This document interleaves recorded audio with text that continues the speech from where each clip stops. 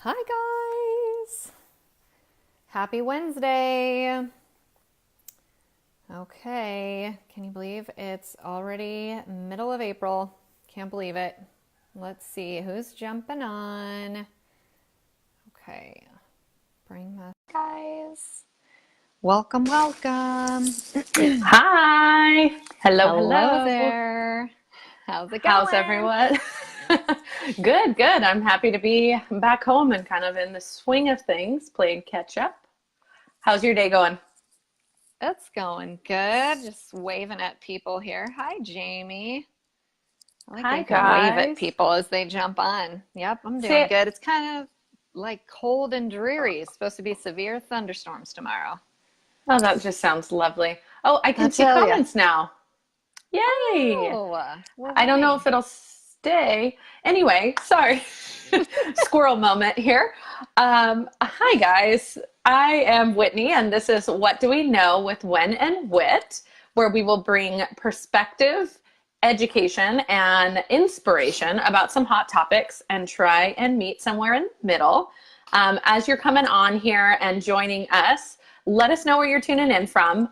We had this awesome realization as we were looking through previous winners from last week and the last 4 weeks, and all of our winners were from different states. How cool is that? So cool. We had, what did we have? When do you remember what states they were? We had Tennessee, Nevada, California, and Texas is our That's most awesome. That's our one we're going to announce recent. right now. Yep. Spoiler So alert. yeah, so we're going to go ahead.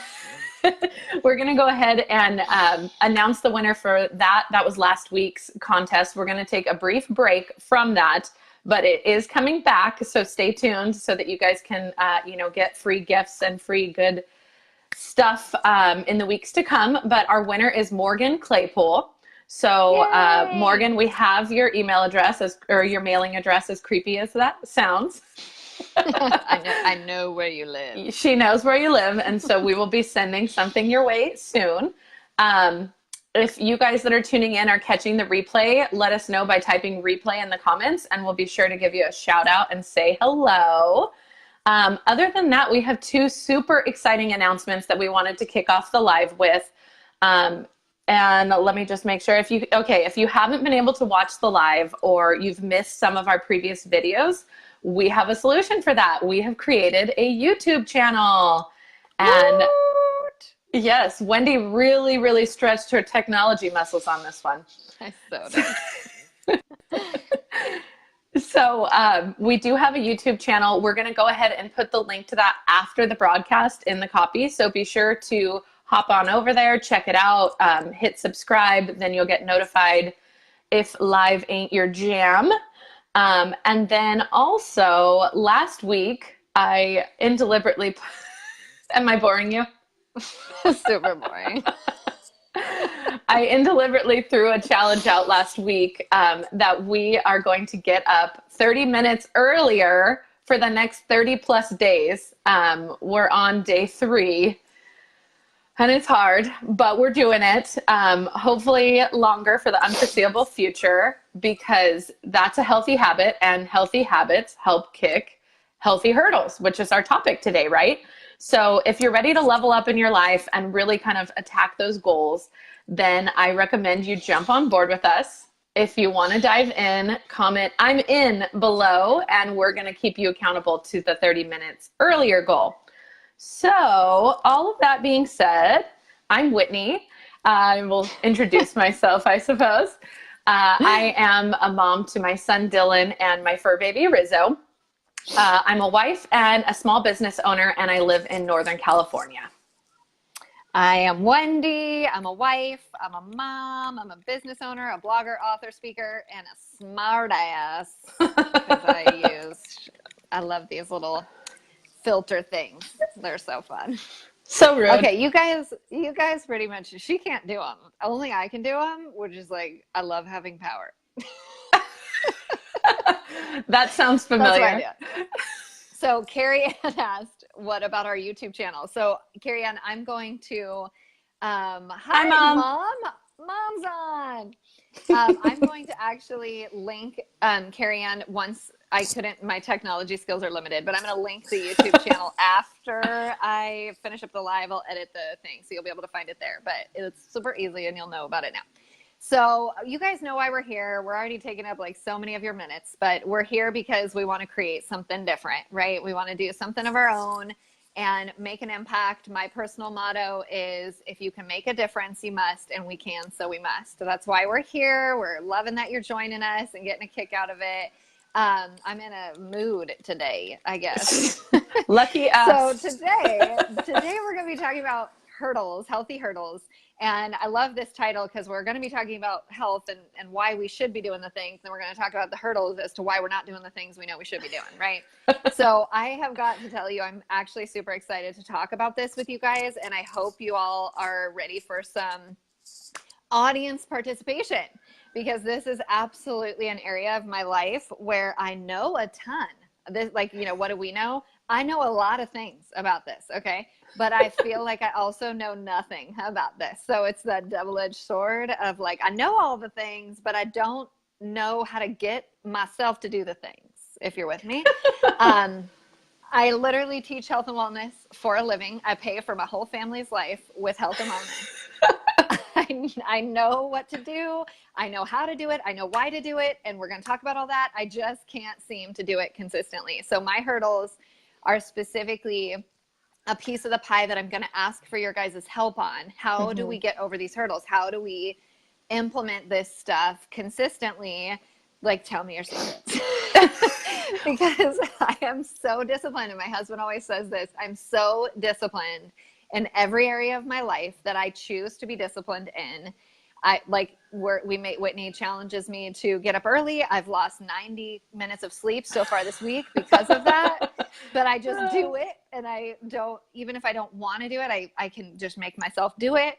But with nutrition, I cannot freaking get on the consistency train. Can anyone relate to that? Let me know in the comments if you can relate to that. So we're going to talk for a minute here about why we should do it, which this is not going to be news to anybody, but I feel like information is powerful. So getting into some of the nitty gritty, into some of the specifics really arms me with like truly knowing, oh man, this is totally something I want to fold into my life on the regular. How the heck do I do it? Right? Yeah. Right. Carrie Ann says she's sabotage. That's exactly it. It's a complete sabotage of, you know, what I want to become, the goal I'm trying to hit. Like, it's totally me. I get it. It's crazy. I'm glad that you're doing that. I'm not glad that you actually didn't say you're doing it. You've just been studying. Oh, you did bias sabotage. Okay. I can read. Yes. And why? You're with me. What have you been studying? Like, Carrie Ann, what resources have you been studying? Share skis with me so I can understand how to stop sabotaging myself. Also, I love the hand raising emoji, Shiloh. I can relate. If y'all can relate, drop us that emoji in the comments, because Do you see how she already has embraced the y'all? Because I have embraced the y'all. It's coming through. It's coming through. I'm just saying. Okay, gut health and gut bacteria. Morgan's on. Morgan, you're the winner. I just want you to know you're the winner. Welcome. So gut health and gut bacteria. You guys, this is so critical to just have a healthy gut. And like, what is your gut, right? It's like your stomach, your large intestine, your small intestines, like, is your gut, right? It's the best word for it, although it's kind of like a strange word. But there's a lot of bacteria that's good in there. And there's some bacteria that's bad. And anytime you take antibiotics, you wipe out all the bacteria, not just the bad bacteria that's in your body. And so having good bacteria in your gut is like such a cornerstone for overall health, right? So there's a number of ways that we can establish this, and we'll cover some of that. But this is so important to get to a place where you have a healthy gut, because this is the number one like influence of your immunity. I have 3 children.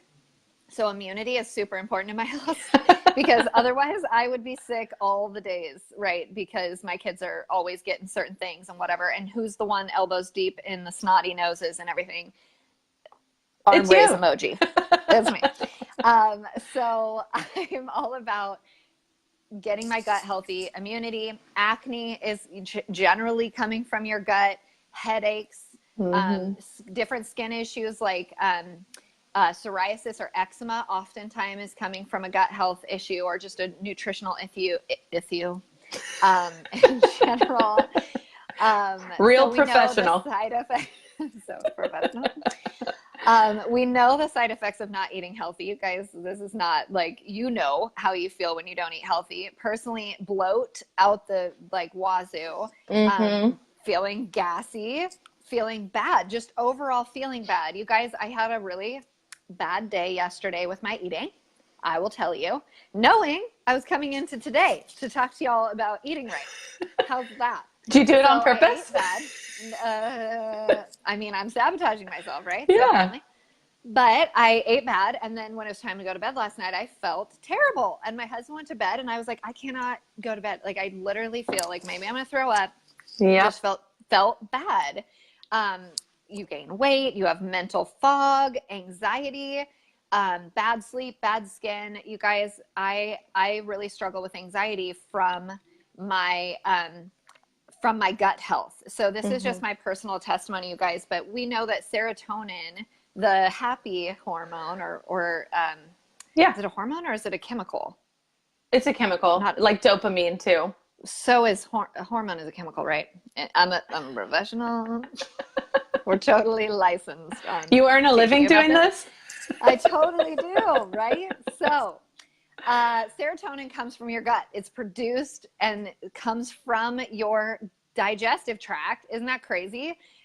So coming out of college where I didn't eat the best, I did not take care of my body through my college years. So in my early 20s, I had this like random onset of anxiety that was really, really crippling for a number of years in my life.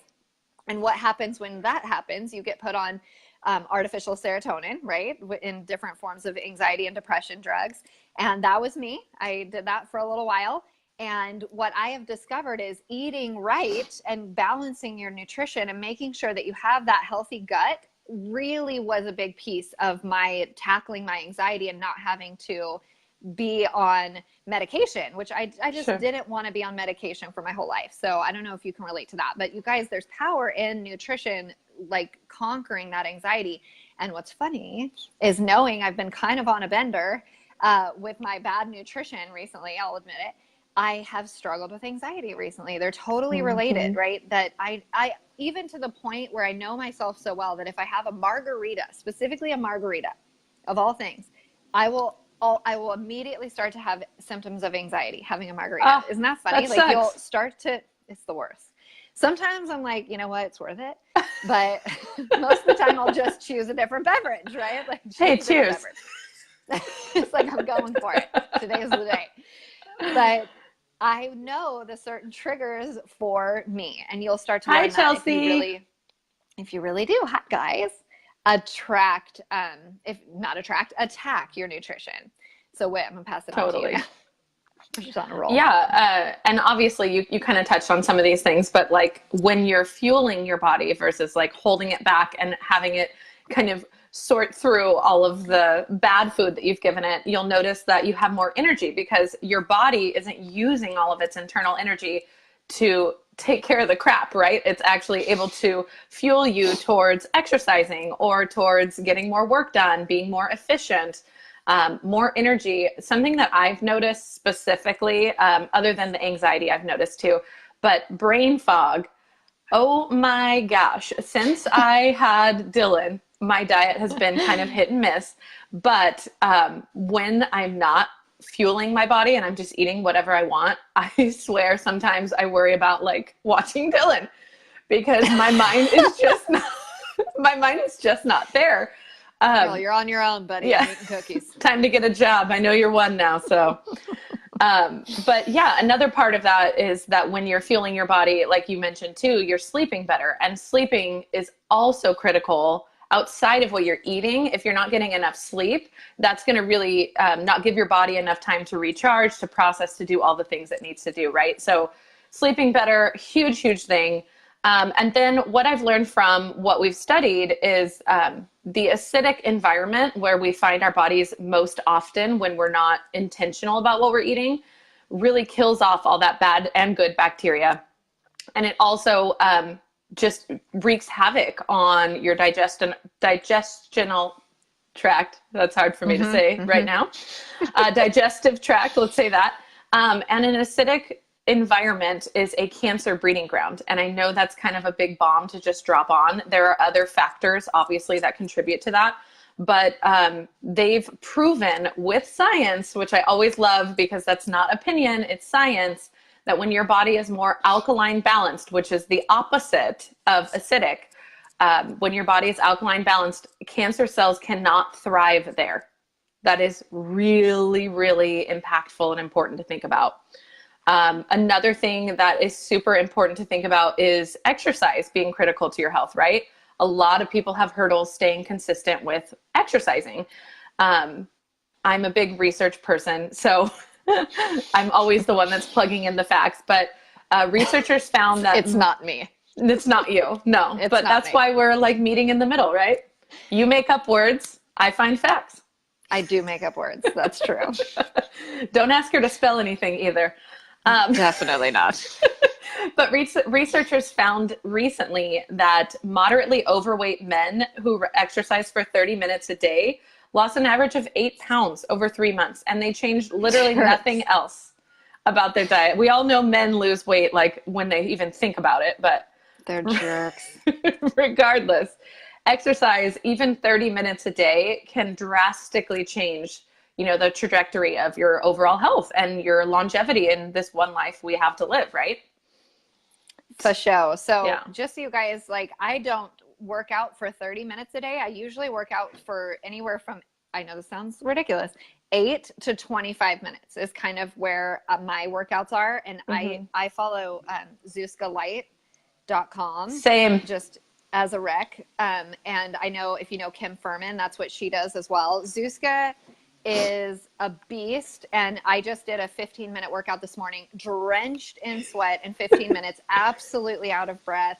And I will be paying for it tomorrow for sure. So it doesn't, like, even if you really want to make a change in your body and you're like, I don't even have 30 minutes. It doesn't even have to be 30 minutes, you guys. Right. But yeah, getting out and walking, just making some time to do something will make such a big difference, you guys.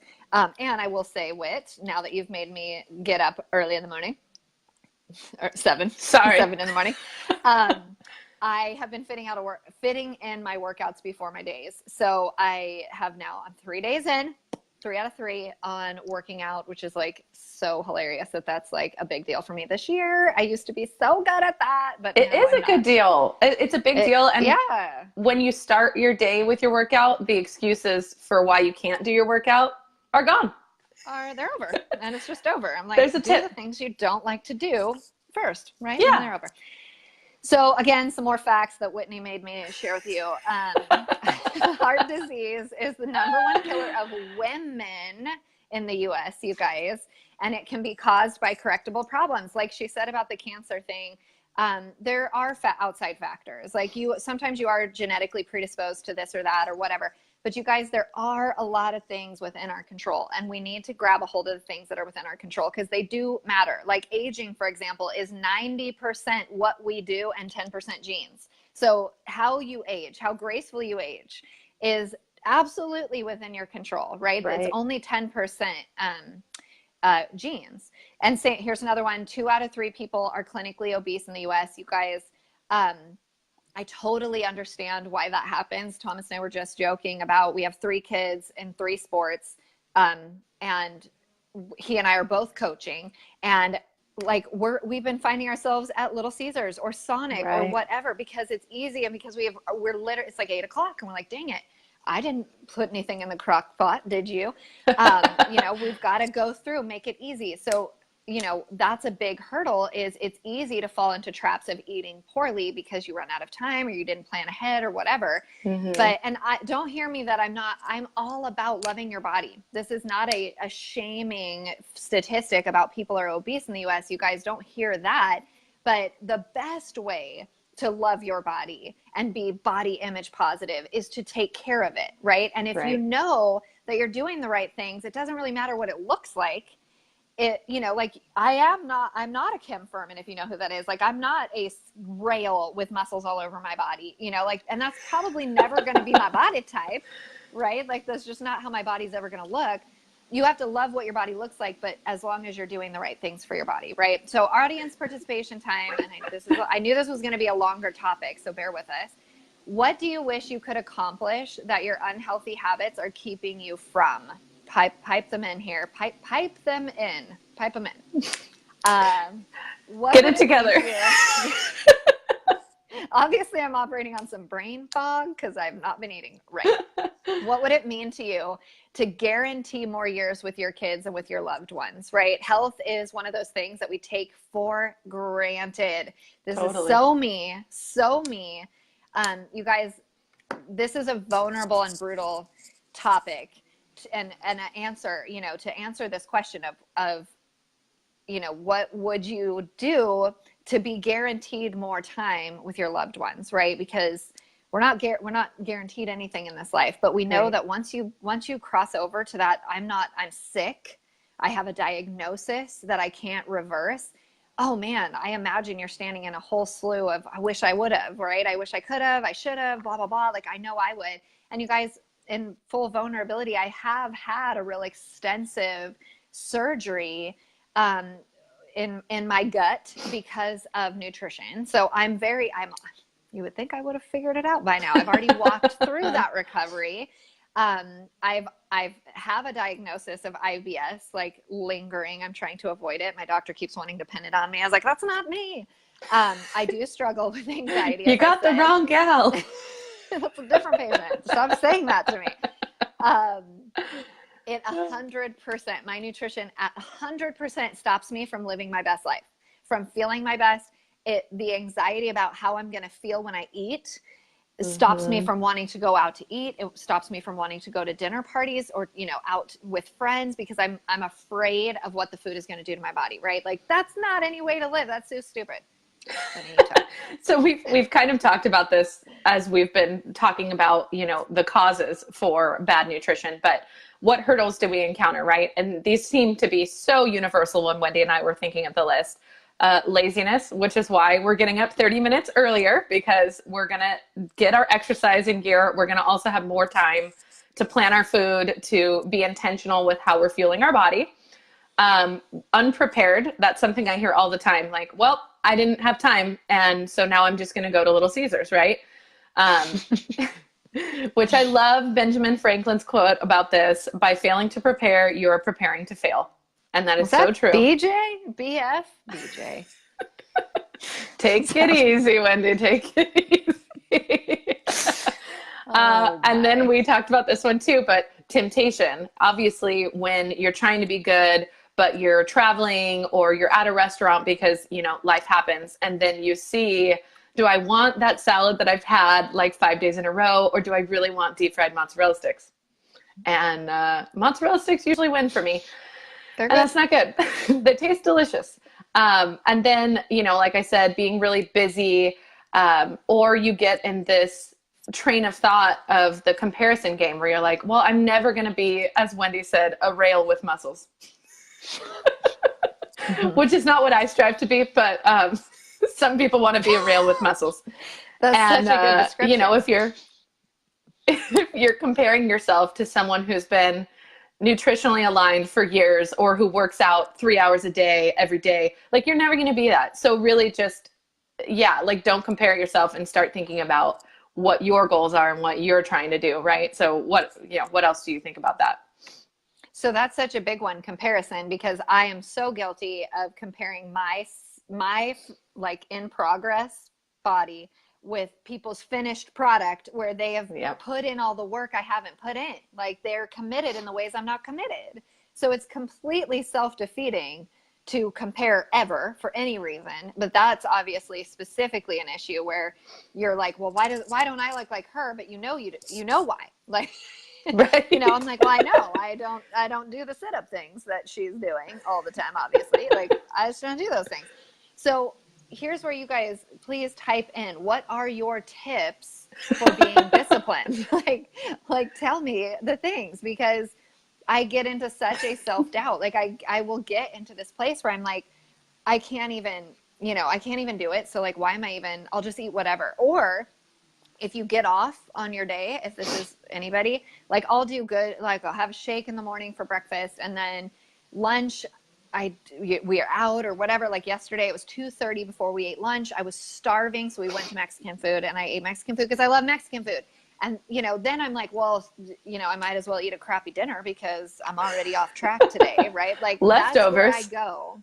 I know, I'm like, might as well eat ice cream because I already ate Mexican food, right? So this is what I said to my sister the other day, because I'm so disciplined in so many areas of my life. This is the only place where I'm the only one hanging in the balance. Does that make sense? Like my nutrition affects no one but me, at least right now. If I'm sick, it'll affect my family and everybody else, right? But it is so easy for me to let myself down. And I cannot let somebody else down. Like I cannot not follow through on the things that I said I was going to do for somebody else, right? Like if I say I'm meeting you for coffee, like you better believe I'll be there for coffee, right? Like I really am a person of integrity to my word and to my commitments, except when it comes to the things I commit to for my dang self, right? Like what is that? That's so gross. I don't like that. But yeah, we did talk about some of these tips already. Meal planning, prepping. It also saves you money to meal plan, you guys. To eat healthy actually saves money, because I bought all kinds of groceries to eat healthy, and then I ate at freaking Little Caesars. That's like double spending, right? I mean, like that happens all the time where you spend the money in one place and then the food ends up going bad. Right. The produce is going bad in your fridge. So that's when you start spending a lot more money. But when you're eating at home, when you're meal planning and prepping, you're saving a lot of money. Totally.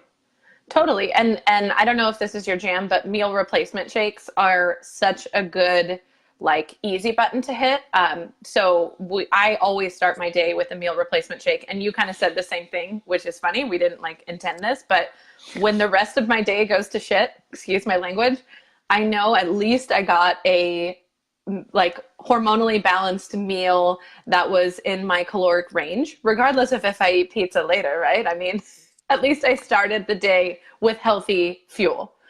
That is such a good perspective. Like I've literally never thought of it that way. Like at least I did something good for my body today, as opposed to, well, I blew it. That's always how I look at it, is like I canceled out but I love that perspective shift of like, that would actually really help my mental game if I flipped that perspective and like, you already did one thing right, like do another thing right, as opposed to you already did one thing wrong, do more wrong. Like, well, right. And it's a slippery slope, because you don't want that to be the thing you cling on to. Like, oh, I had one healthy meal, so 2 completely sabotaged meals are fine.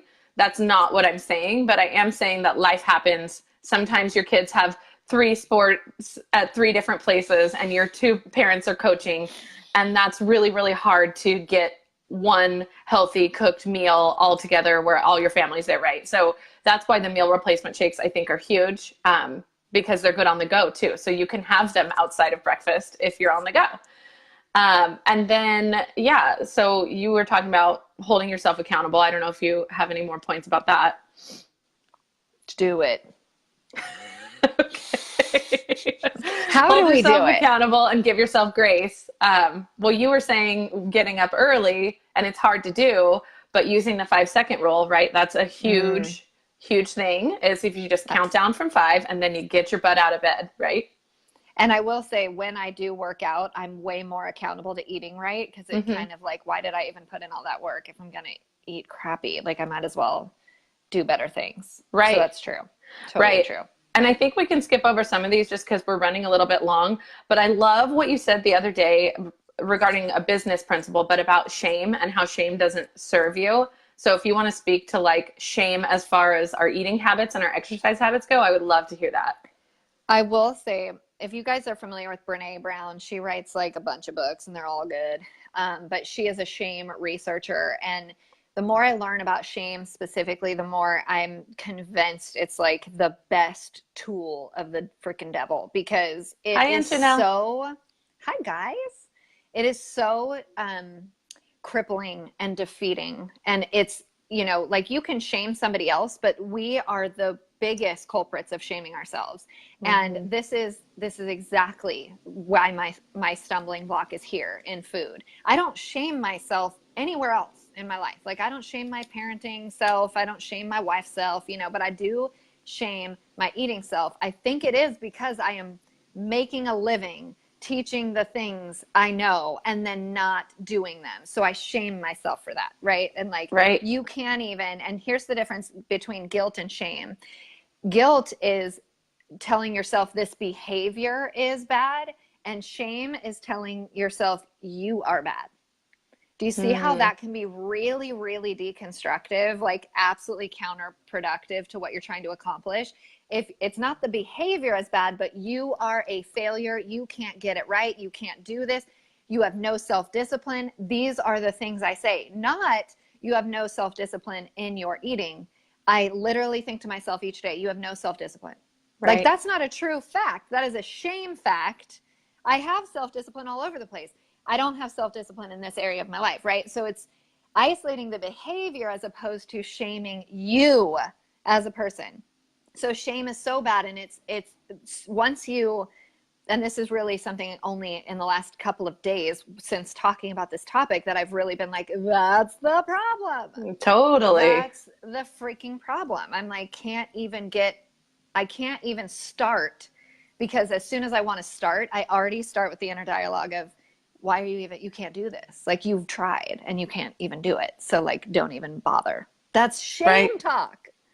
Oh, it makes me grossed out to even say these words out loud. Well, and totally, when you're saying shame, when you're saying I can't do this thing, then it's shame and failure, right? So you're starting off your day in this theoretical example, like feeling like you failed before you've even set out for the day to accomplish your exercise or your healthy eating goals, So you already have a bad taste in your mouth. When you see that delicious chocolate brownie, are you going to go for it when you're already feeling like, man, I deserve something because I've already failed today? Versus that's going to make me feel better. Yeah, right. And that's the last thing. We have so many things on here, but really it's just about being in control mentally, and then setting a plan and sticking to it, and not letting the negative self-talk and stuff get into your head. But the one other thing that I didn't even write down here that I think is huge is our addiction to food is a huge hurdle, right? So we have such an emotional attachment to foods that we feel we deserve, foods that we know make us, quote unquote, feel better. Like, we feel in a safe place when we're, drowning ourselves in chocolate somehow, or ice cream. But a good tip that I've found for me when I'm just totally at the bottom of the barrel with eating whatever and I'm on this bad path is that an elimination diet can be really huge for getting yourself back to square zero and getting rid of some of those triggers that you have, right? Those food triggers. So if you eliminate all those foods that are inflammatory to your body, that are known to be inflammatory, it might be hard to do at first, but your body will thank you because you'll start to get rid of those toxins that you've built up over time, So what's crazy about what cravings are really informative. What you crave is usually what you are having an allergy to, like an issue with. So like a true issue in your body. So it's kind of like alcohol. When you cut, if you're an alcoholic and you cut it out, you want it so bad. It's the only thing you can think about. Same with food. So what is that one food? Is it sugar? Is it dairy? Is it gluten? My husband, gluten. He could give up anything else, but cereal, bread, he'll eat bread with jam on it like every day. Sounds like Chris. Not a fat person. Sorry, I just pulled my thing. Yeah, gluten is totally the thing that he craves the most. Sorry. Totally the thing he craves the most. For me, dairy and sugar. Like, those are, I could give up gluten. You could have it. I like it and I'll eat bread all the time. But salt, same thing. So you'll have triggers. And when you do an elimination diet, or even you might just know what your biggest craving is, that is usually the thing that your body does not mesh well with. And so you're actually having withdrawal symptoms, which are cravings. Does that make sense? So that's information for you to know. If that's your big craving, if that's the thing you want the most, when you take it out, that's the thing you need to avoid the most. But the cool thing about cravings is when you get it out of your diet, the cravings actually subside after about 3 or 4 days. But that's Sure. why cheating, if you cheat and if you have a little bit, that craving process will go on and on, right? So Yeah. for me and sugar, I'll just have like a chocolate chip. It's not like a total cheat, right? Why'd you say But it weird? Chocolate? Chocolate chip. I don't know. I say that to my kids. I forget they're not called chocolate chips. They're just regular chocolate chips. So rolls off the tongue. That's actually prolongs the agony, right? It prolongs Right. the craving process when you are not fully cutting it. So anyway, we can kind of wrap up on that, but obviously this is a topic. I knew we were going to go long. I knew I would just like want to like hash this out with you guys. And turns out we do know a lot of stuff, but there's freaking a lot of stuff we don't know. Right. And we would love You to know? have more tips from what people have used that have helped. You know, we obviously have the things that we stick to, you know, as far as we know what foods work and don't work with us. And I was going to just comment real quick about the Zuzka light, the exercise you recommended earlier. I just started doing Zuzka, and you could do it for free on YouTube. So if any of you guys are interested, there's a whole series called Bunny Slope Workouts. And I'm only bringing this up because it is humbling to do these 20-minute workouts. And she'll be not even breaking a sweat, the instructor. And then she'll say, like, if you found this too easy, you know, there's other things you can do. And I'm like, what? Who's finding this easy? So you got to start somewhere. Even if the bunny slopes are hard on you, you got to start somewhere. So I'll go ahead and go ahead. Off, Natalie just commented, what about special events, weddings, birthdays? I'm assuming you're talking about nutrition and going outside the box. So of course there are always going to be exceptions, and we talk about 80-20. So 80% of the time really sticking to your guns on nutrition, so that 20% of the time, or maybe even 90-10 is really where I need to rein it into. 90-10, you know, where you do have those exceptions where eat the cake and, you know, go to Mexican food and drink that margarita, right? We talked about that. Do those things for sure, but don't flip it. That's my problem, is I'll get 80-20 all right. But 80% of the time I'm eating the cake, and 20% of the time I'm like, salad is a good choice, right? So you don't want to flip it, but it totally, this, you know, nutrition is balance, right? There is a need for sugar in the way that your brain functions. Like sugar is not, cane sugar versus refined sugar, totally different topic, but same thing. Like there's purpose in all types of food. It's just moderation. So okay, well, that answered that. I will go ahead and wrap everything up since we're a little bit over. So obviously we talked about what we do know. There's a lot we don't know. And together with all of these different people's perspectives, of those of you tuning in, we really want to hear, you know, your opinions, your thoughts on these topics, specifically this one, because we both are victim to our cravings and the foods that we eat. So please, please, please comment, share, give us some love. We are totally enjoying doing this with you guys. And I wanted to remind you guys and remind Wendy about the YouTube channel. Go ahead and add that link, Wendy, after this video goes live and is done. So you can also go to YouTube and search for Win and Wit, and you'll find us. Or you can follow the link that's going to be in this post. Don't forget to follow us on Instagram. That will also be in the post. And then, how ironic, we've been talking about all of these, how food can affect your health, and exercise and bad health is going to decrease your lifespan, right? Well, our topic next week will be bracing for impact.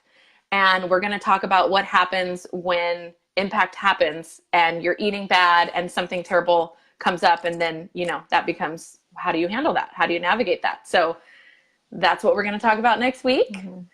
Thank you guys very much for tuning in. Yay. Always good to chat with you, Wen. And that's it.